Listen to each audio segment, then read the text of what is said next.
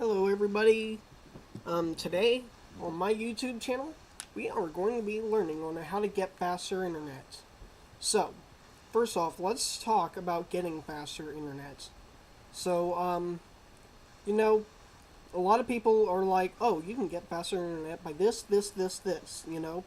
But, for example, like they may say, "Oh, they may have some sort of crazy thing like put a battery 3 inches, like put a couple batteries 3 inches from the end of the Ethernet cord, and so and then other people maybe like change the DNS settings.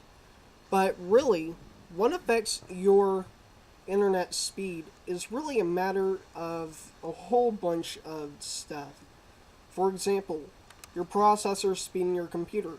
The faster the processor is, the more data it can send and receive at one time, which also goes to your RAM amount. Like, for example, in this laptop, I've got a 4 GB RAM, which allows me quite a bit of space. But in reality, with the computer that is behind this webcam, you may be like, "What? You got another computer?" It's like, "Yep, we got an old 2005 desktop computer. It's got, let's see here, does it say 160 GB hard drive, 512 MB in its RAM. So 512 MB RAM. That's low compared to today's standards. So also your RAM affects all that. Also, on top of that, the type of Ethernet cable you're using.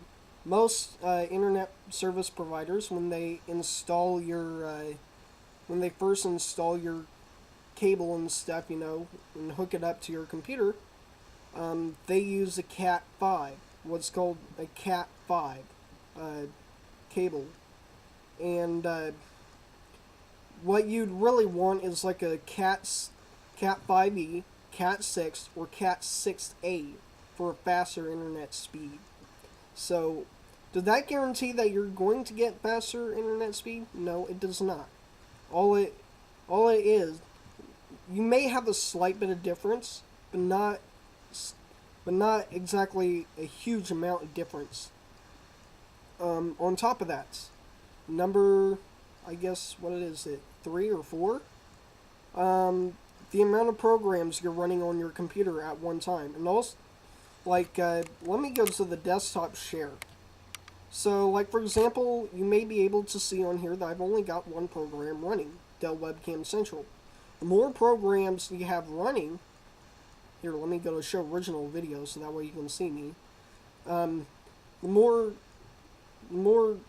things you have running, as far as applications, the more RAM it's going to take, and the more time it's going to take to upload or download stuff on the internet.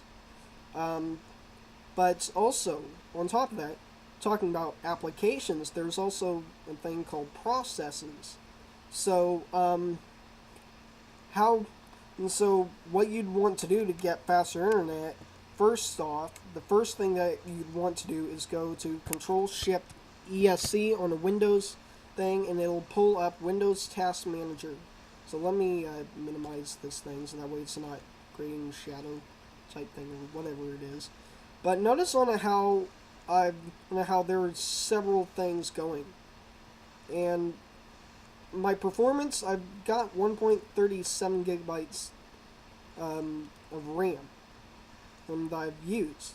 So what you want to do is that you want to close out things that are not needed.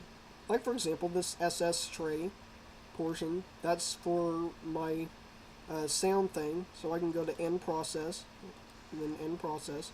Then IG fix pers, that's persistence module, you don't need that running. And process. GWX is this thing down here, where it's get Windows 10. You can see, and when you look at it, G, get, W, Windows, X is Roman numeral for 10. So, end process, and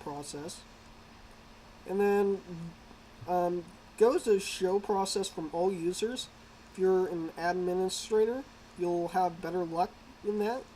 Otherwise, if you're a standard user, you're not gonna have that option. So AESTSR64.exe Andrea filters OPO or APO access service 64-bit. I'll leave that one there just for now.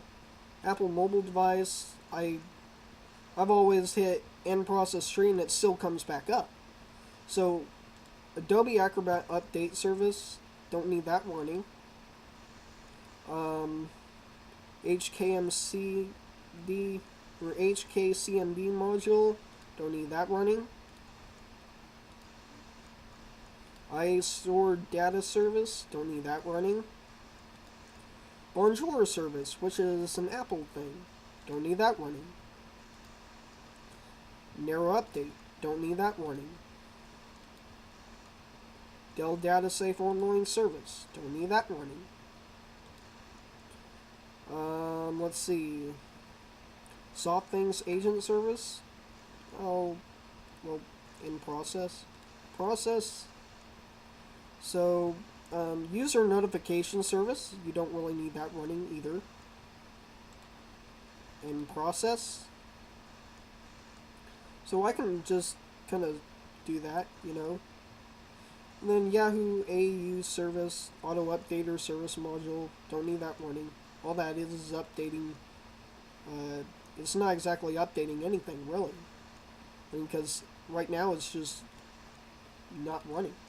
So, as you can see, I reduced my thing from 1.37 to the lowest it was going was 1.33 gigabytes. So it reduced it enough. So, another thing is, as some people suggest, you will actually want to change your DNS settings. More on that information later, in a later video, or I can put in the description a link of one video that I had seen just today and that I had tried. It does work pretty good for getting your internet speed faster. And number, I guess you could say 5. Just the internet speed in itself is regulated by the modem. You may not think of that very much, but yes, it is regulated by the modem. Hold on, let me dismiss that alarm. We're at least seeing it.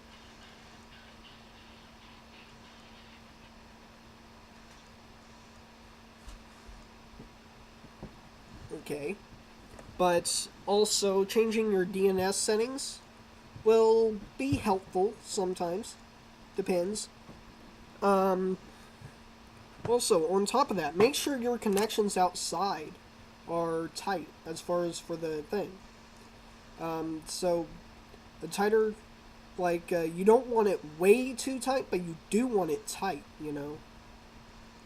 But, like, ensuring there's a tight connection, ensuring that the connections are tight means that there's going to be more data being sent at one time. So, like for example, let's see, I changed my DNS settings a little bit.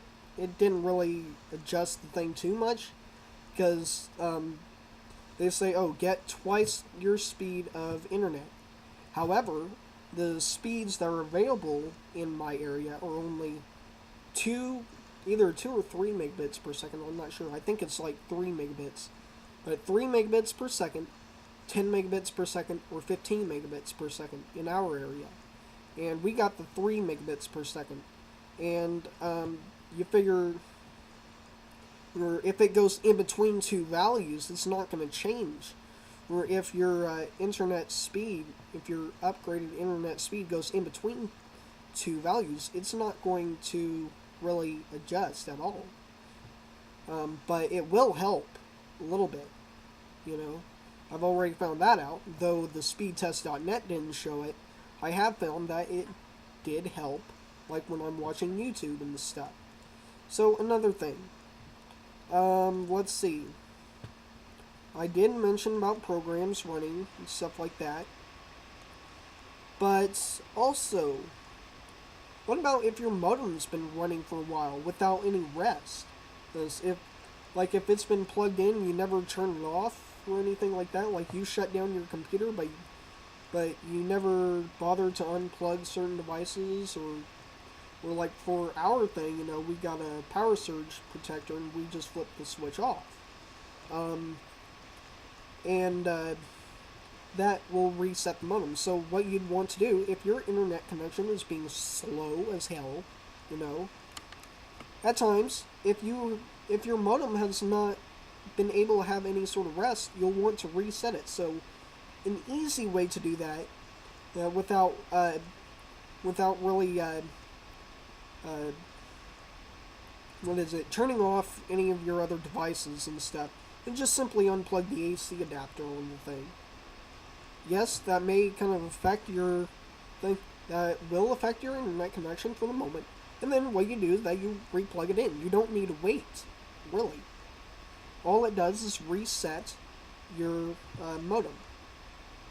So that way, the cache in there and stuff like that, and yes, they do store stuff, will be reset. So also, on top of that, things that can affect your internet connection, like I mentioned, is your computer, your processor in it. But also, what about things like your internet browser? For example, I found that I usually like Google Chrome. It's pretty quick. And though I have heard that the Mozilla Firefox is the fastest, I don't really want to spend extra disk space on here, to really download like 2-3 different browsers. It's like, why do you need 2-3 different browsers? Like, at the most, you're only going to need 2. Like, if one browser seems to be slow, you just close that out and go to the different browser. But, let's see here. Also, when you think about it, let's see, your disk space remaining. Like, for example, my disk space is pretty damn good. A way on how to clear that out is to go to Control Panel. This is a Windows 7. So if you got it in Category View, go to System and Security, free up disk space, then do that. And then also after it comes up with the results the first time, go to Clean Up System Files if you're an administrator. And I want to remind you that, because anytime it shows this little thing here, let me set the thing on where it's custom area.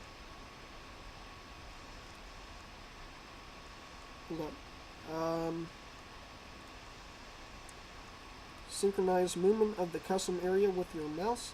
So, like, for example, anytime it has that little thing, like view event log, like that little shield, that indicates that you need to be an administrator to run it. So, how does, then also the fragmentation of your disk. So, let me resume on the other thing. Clean up system files, and then under that thing, there's another little tab near the top, and it says more options. And there should be a portion on it where it says, remove, I don't know if it's remove, but remove old system restore points, / shadow copies or something like that. I can't remember exactly what it says, but I'm not going to go through the whole thing right now to do that. But for one thing, you want to remove old restore points. A lot of people are afraid to do that because of the fact,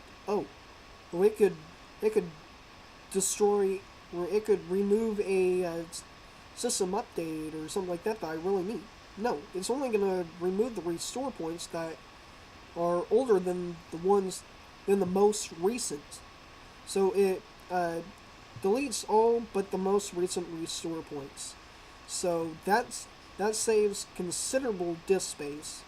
And another thing, the fragmentation of your disk, the fragmentation of your hard drive can really cause your internet connection to be slow. Like for example, some people haven't never really even heard of disk defragmenter, and they're like, "How do you defragment your disk?" You know, well, my computer's like so damn slow, I can't even. It's like unbearable. You know, you need to defragment your disk probably. If, like for example, if you've never done that and your computer is like 2-3 years old, you're gonna have a hell of a lot of fragmentation on that thing. And be aware when you're doing that, yes, it'll be slow as hell if you have not done this defragmentation in a long, long while, or have never even done that in your computer. It's like about a year, 2 years, like a year or more older, you know, it's going to take a long while. So, on top of that, let's see, your hardware for your ports or whatever. Also, on top of that, if you're using wireless, it's not going to be as good.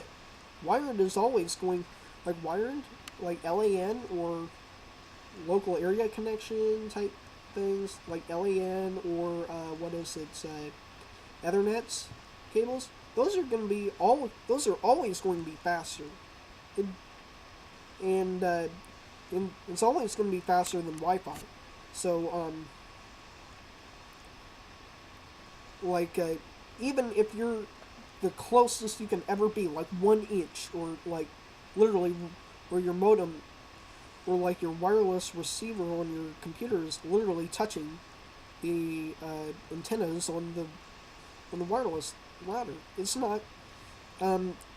Wired is always going to be faster. So wireless versus wired always makes a difference as well.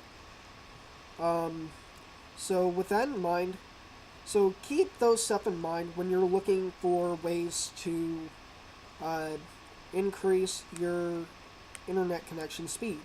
So with that, want to leave comments, have questions about it, ask me. I'm very computer literate. Also on top of that, if you like the video, go ahead and hit the like button. If you don't like it, go ahead and hit that dislike button. I don't care. I mean, after all, you can't please everybody, right? And then, like I said, if you have any comments, comment in the thing below. And as a reminder, for the video link that I had seen, where I changed my DNS settings, I'll put that in the description. And peace out, guys.